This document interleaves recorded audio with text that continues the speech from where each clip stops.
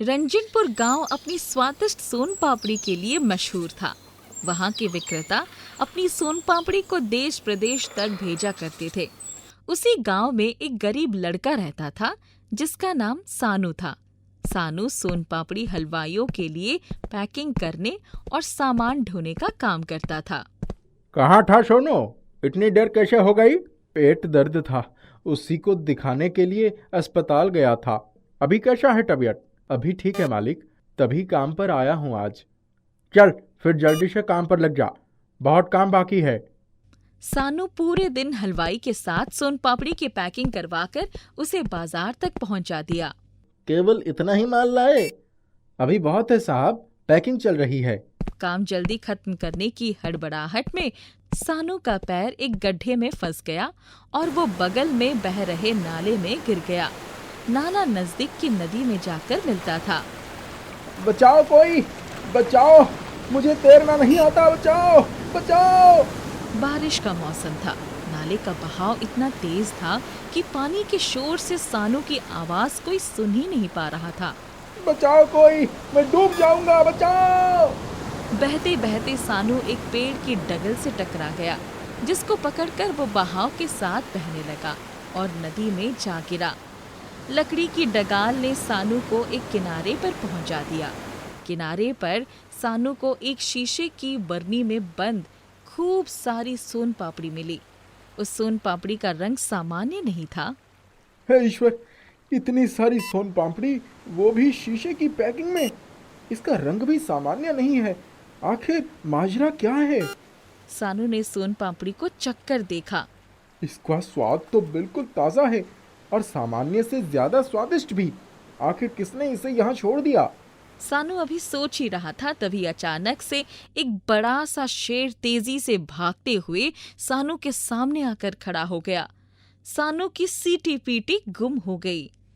भगवान मुझे बचा लो, अब ये शेर मुझे खा जाएगा और मेरा यही पे खात्मा हो जाएगा, इसी सोन पापड़ी के साथ। सानू ने देखा कि शेर उसके शरीर को पार करते हुए आगे निकल गया।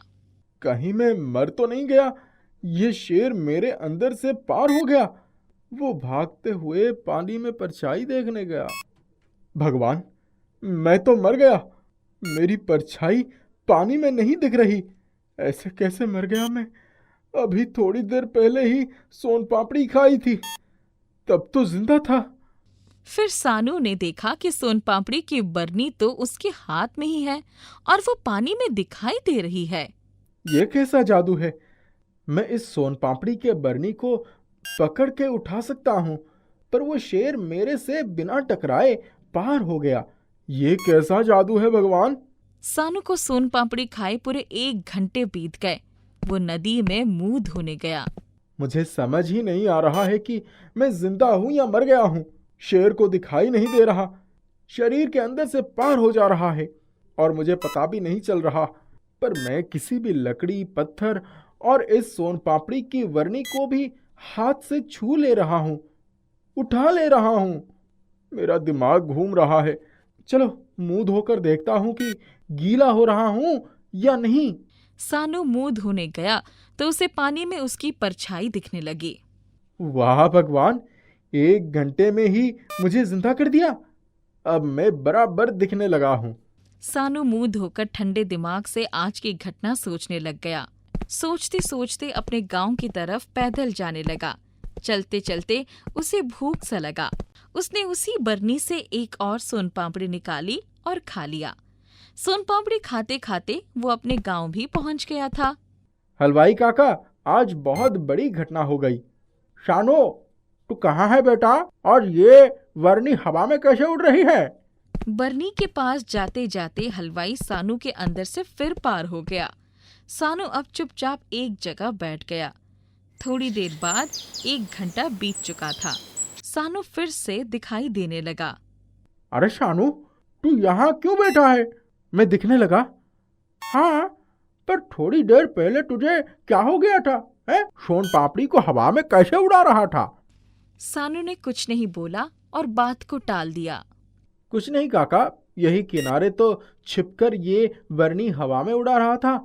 सोचा आपको डरा दूंगा। हो गया, मैं डर गया। चल जल्दी आ, बहुत काम बाकी है। और ये सोन पापड़ी किसके यहाँ से खरीद लाया? एक दोस्त ने तोहफे में दिया है। चल ठीक है, अब काम कर ले। सानू को समझ आ गया था कि इस एक सोन पापड़ी के लिए वो 1 घंटे के लिए दिखाई नहीं देगा। वो किसी को भी छू कर कुछ भी कर सकता है, पर सामने वाला उसे छू भी नहीं सकता।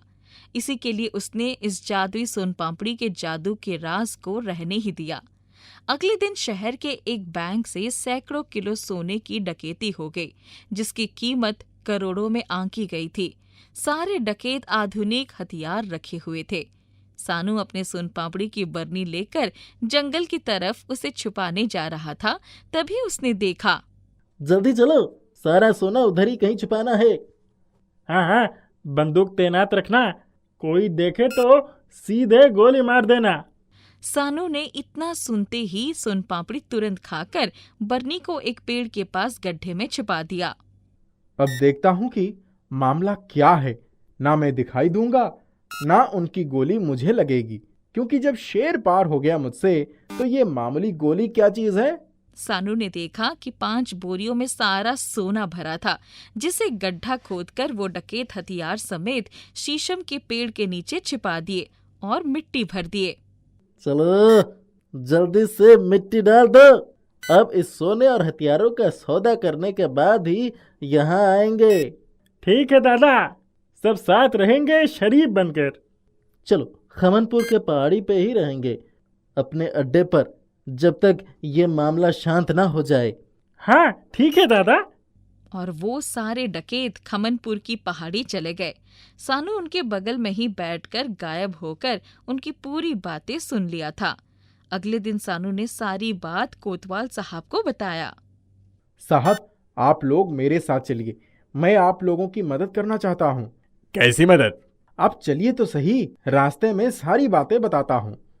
सानू उन्हें जंगल वाली जगह पर ले जाकर सारा सोना और हथियार जब्त करवाया। डकैतों का पता बताकर उन्हें पकड़वाया। सरकार ने इस बड़े डकैती को सुलझाने के लिए सानू को लाखों रुपए का इनाम दिया और एक सरकारी नौकरी दे दिया। सानू अब उस जादुई सोन पापड़ी की वजह से आलीशान जिंदगी जी रहा है और उस जादुई सोन पापड़ी को छुपा देता है ताकि किसी विपदा पर उसका प्रयोग कर सके।